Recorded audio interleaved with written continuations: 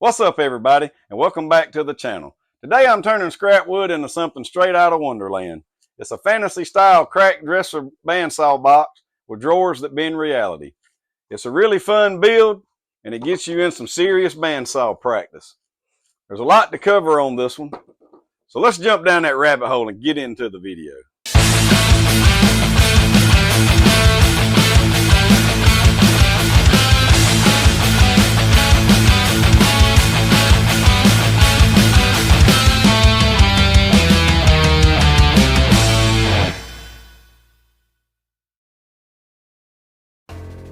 The original box I made, I glued two 2x6s together, but on this one, I wanted to see if it was possible to do it in layers. It's a lot more cutting involved, but my smaller bandsaw didn't like the double stacked 2x6s, so I wanted to give it a break every chance I can get. In all, I cut out 5 layers, counting the front and the back, making it about 3 inches thick total when it's assembled. I cut out the profile of the dresser and then just start chipping away at the crack.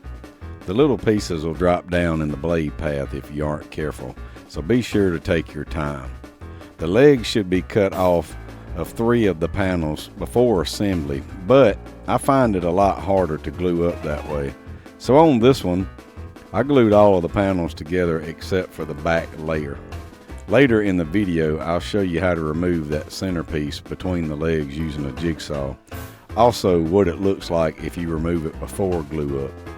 I've tried doing it both ways, and for speed, I say remove the legs, but for an easier glue up, I say leave them until the end. The middle pieces missing the legs make it harder to keep them in the correct position. That's why I like to leave them attached to prop up on my table as I place my clamps. Once I had all the layers cut, I lined them up and then glued 4 of them together, being sure that I set the back plate aside. Then I make the marks with a template I had made and proceed to cut out the drawers. Take my time here and cut out the upper drawers first, then proceed down the left side towards the bottom, cutting out each drawer shape on the way down. You can leave the drawers in place while you cut, but I usually like to take the first few out in case I need to back up the project off of the blade. It makes it easier to not get pinched with the blade when the pieces are removed. I try to stay as close to my line as possible and don't back up if I overshoot the line a little. That will cause some serious cut grooves inside that will be hard to sand out without ruining the shape of the drawer holes. The last 3 I just leave in until I'm finished with the cutting. Once all of the drawers are cut out, I use a pencil to hold the shape open while I get glue in all of the cuts down the side. I make sure to wipe off any squeeze out. That'll save a lot of time during the sanding process, and boy is there a lot of it. Once I get it glued and pretty well cleaned up, I just cover it with wood clamps to let it dry.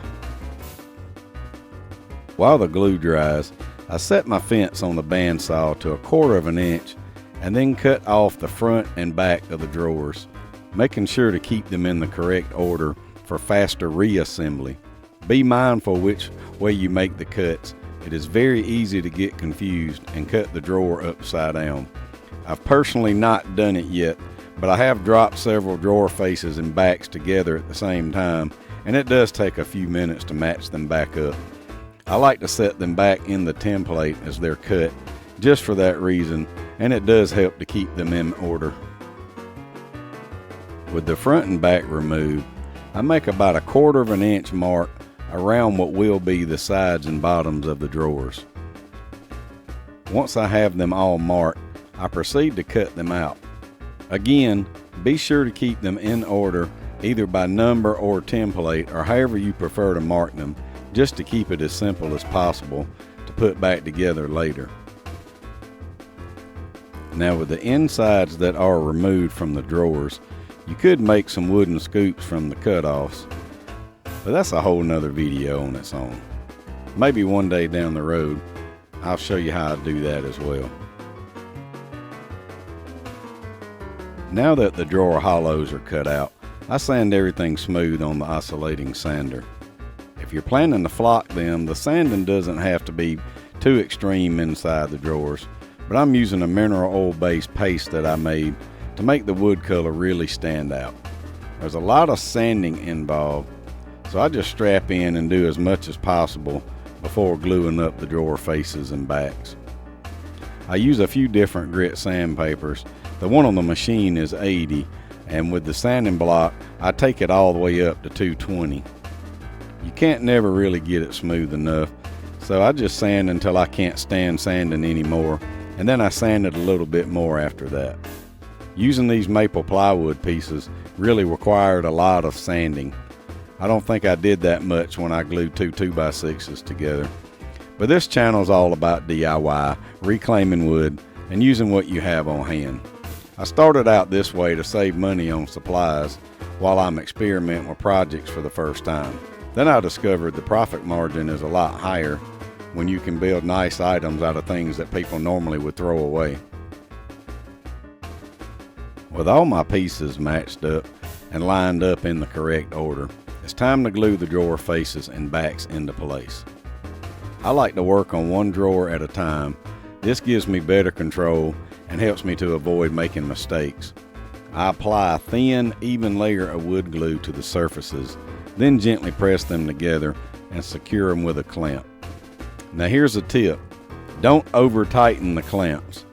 Too much pressure can either damage your piece or cause things to shift out of alignment, especially on a delicate or curved shape like this.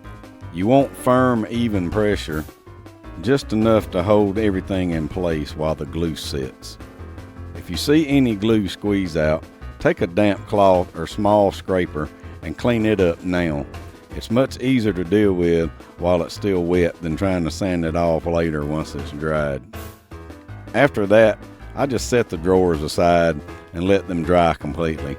It's such a satisfying part of the build, watching all of the individual pieces come together into something cohesive. I honestly have a blast making these. Each one has its own personality, and no two are exactly the same. If you never tried a project like this before, I highly recommend giving it a shot. It's a great way to use up scrap wood and stretch your creativity. I'm here to help if you have any questions about the build. Just drop them in the comments below. With the drawers assembled, I'm gluing the back panel into place. I apply a thin, even layer of wood glue along the edges where the back will sit. Then I slide it in carefully, making sure everything is square and flush. Next, I clamp it down, but not too tight. You want just enough pressure to hold it firmly without squeezing the glue out or warping the piece. Double check your alignment before walking away, because once that glue sets, it's locked in. Then I just wipe away any squeeze out and let it dry. Once the glue is dried, I head back to the spindle sander to knock off those rough edges and any spots that might have a little bit of overhang. If the glue process went well, there won't be much to sand. Remember earlier when I talked about removing the legs from 3 of the panels? Well, here's where that decision comes into play, and there are a couple different ways you can approach it. One method is to cut the legs after glue up using a jigsaw or a bandsaw. That's the way I prefer to do it because it helps keep all the panels aligned while everything's being glued together. The other option is to cut the legs off before glue up. This gives you cleaner access, especially if you're working with tight curves or small pieces. If you're starting with a solid block, you could also cut the front and back faces off, then trim away the legs from the middle section before gluing the faces back on. Or skip cutting the front altogether and just remove the back and center legs. At the end of the day, it comes down to your tools, your skill level, and your personal workflow. There's no right or wrong way here, so make it your own and enjoy the build. Now that the leg pieces have been removed, I'm sanding the bottom to smooth everything out and blend those cuts in a little. I start with a file and coarse grit sandpaper, usually around 80 grit, just to knock down any rough edges or uneven spots left from the jigsaw. Once it's fairly level, I move up to a finer grit like 120 or 150 to clean it up and get a nice smoother finish. Be sure to check for any high spots or glue residue, especially where the legs were attached.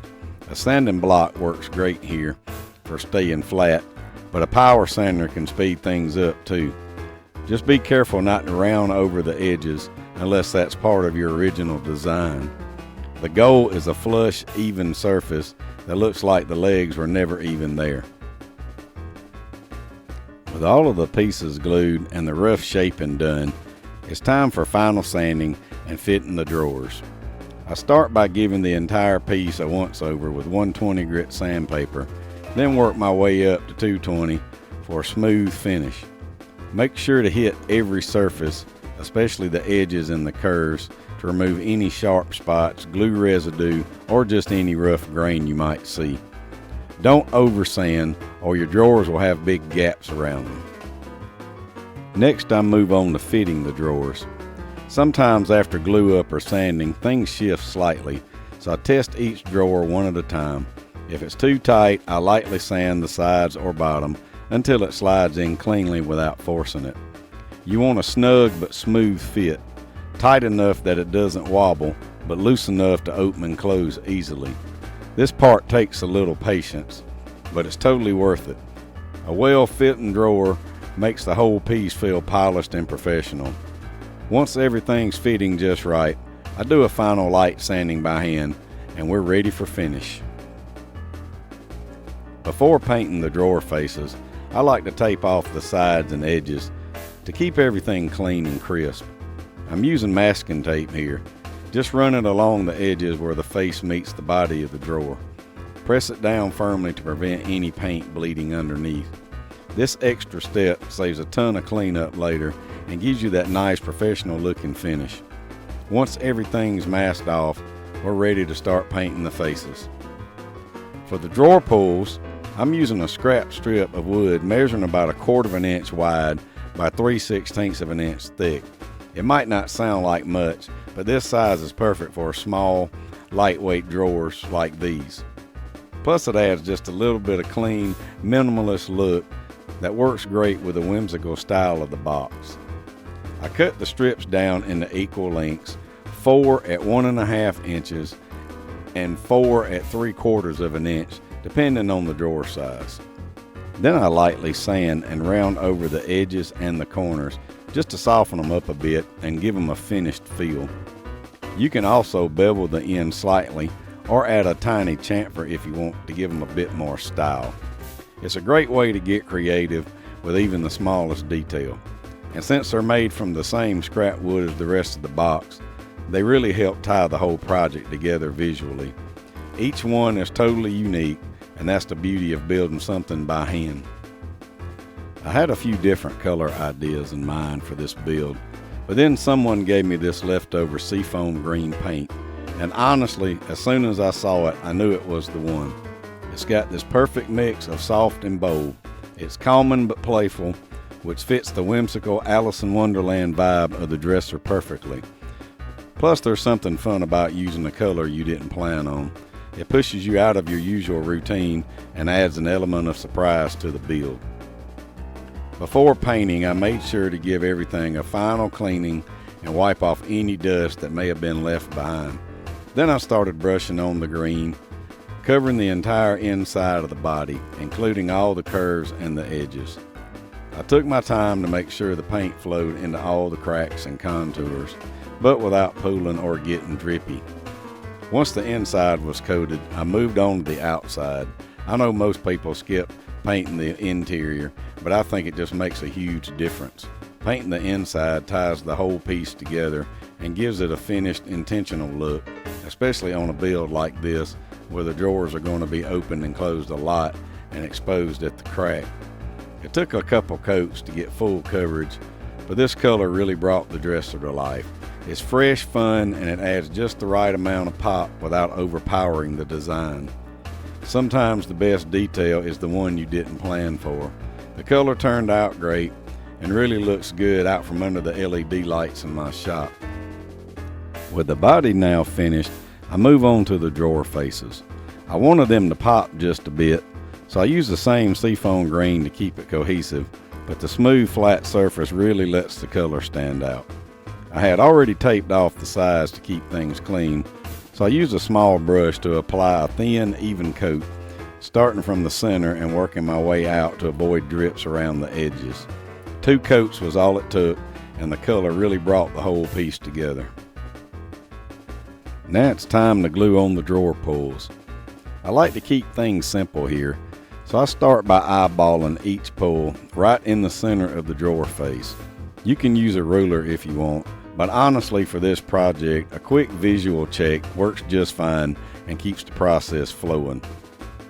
Once I've got the pull position where I want it, I apply a small dab of wood glue on the back. Then I press the pull firmly against the drawer face. It's important to hold it steady for a moment so the glue can start to grab. But to make sure it really sits properly, I like to use weighted blocks to keep consistent pressure. I place those blocks gently on top of the pulls and let the weight do the work, holding everything perfectly in place without squeezing the glue out or shifting the pull. This handoff method frees me up to move on to other parts of the build or to work on other projects while the glue fully dries. Using weights like this is a great trick because it keeps your hands free and ensures a strong, even bond. After leaving it to dry for a few hours or overnight, the pulls are firmly attached and ready for finishing touches. It's a simple step that really makes a big difference in how sturdy and professional your drawers feel. When I attach the top drawer pulls, I like to put them in the dresser to make sure they are all parallel with the lower drawers. Even though the drawers in the crack appear slanted, it still looks best to me to keep the pulls parallel with each other. What do you think? Let me know in the comments below if you would do them parallel or let them go angled with the drawer. Now that the glue is fully dried, I can go ahead and remove the weighted blocks from the drawer pulls. Everything held in place perfectly, solid, clean, and right where I wanted it. With that done, it's time for one of my favorite steps, and that's finishing the drawers. For this, I'm using a homemade blend of mineral oil and beeswax. It's the same paste I use on my cutting boards. It's food safe, easy to apply, and it brings the wood to life like nothing else I've ever used. I just scoop a bit out with a soft cloth and start rubbing it into the wood, working it into the grain both inside and out. Right away you can see the color of the wood starts to deepen. You can really see the character come through, the rich tones, the contrast in the grain, all of those subtle details that were hiding when the wood was dry. Lighter woods start to glow with a warm golden hue, and dark pieces get this rich, almost polished look without feeling over glossy. It's always satisfying to watch the transformation.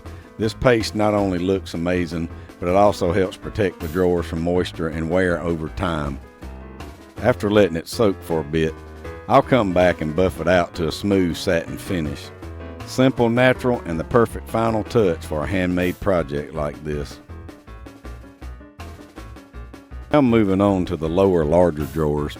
I use the same process, just with a bit more paste and a little extra elbow grease. These bigger surfaces really soak it up too, and it gives me more room to appreciate the natural grain patterns. Some of the scrap wood I use down here has knots, swirls, and even a few imperfections, but the finish really enhances all of it. What used to look like random offcuts now has a rich, unified tone that feels custom and high-end. As I rub the paste in, I make sure to get in all of the corners and edges, especially the bottoms and inside faces where the drawers slide. That'll help reduce friction and keep things moving smoothly over time. Once it's fully coated, I let it sit and soak for a while before giving everything the final buff. It's a small detail, but it gives the whole piece a warm, finished feel that ties it all together. After the final buff, I slide the drawers into place, and man, there's nothing like that moment. Everything fits, everything shines, and all the hard work comes together in one finished piece. I love how the colors and textures and little imperfections all add up to something totally unique. Thank you so much for watching this video. If you have any questions, feel free to drop them in the comments below. I want to give a huge shout out to my newest channel members, Vicky McBride and K-Law. Your support is greatly appreciated. Please remember to like and subscribe on your way out. and I'll see you on the next one.